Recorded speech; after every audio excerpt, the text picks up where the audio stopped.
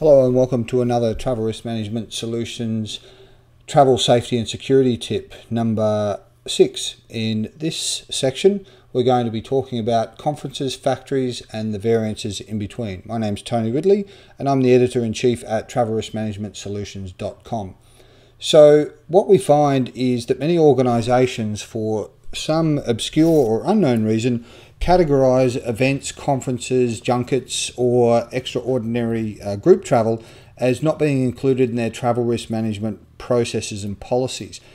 Therefore, what typically occurs is an overutilisation of similar transport, and that's not just one or more individuals on airlines, but potentially all travellers using the same route or all travellers using the same gateways for transit travel and so on.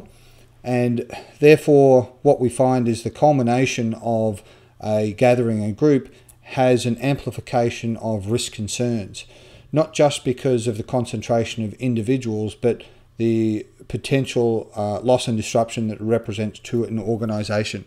In particular, if there's all like type attendees, that is an entire marketing department, an entire HR team, an entire executive management. So if one or more are afflicted or affected, that is that they're stranded in a location and can't return, then decision-making systems for the organisation could be affected. If there is a viral outbreak, for example, and a number of people are incapacitated, so there again it affects a departmental process.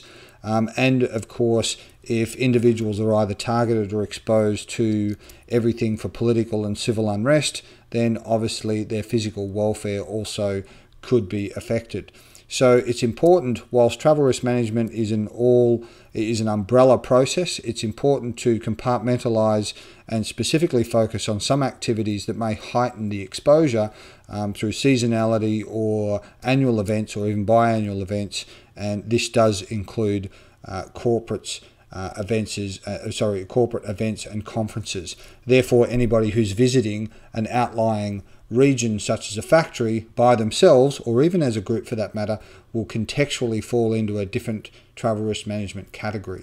So it's also important to note that urbanized visitations within developed countries and even developing countries are significantly different to that of rural and country visitations affecting travellers. So again, contextualisation for travel risk management. No one event, conference and journey will be exactly the same, and each should have their own standing plan, evaluation, risk identification and certainly emergency and priority response mechanisms in place. So once again, thanks very much for joining us for another travel risk management safety and security tip. For more information and more videos on this, please visit the website at www.travelriskmanagementsolutions.com. Thank you and goodbye.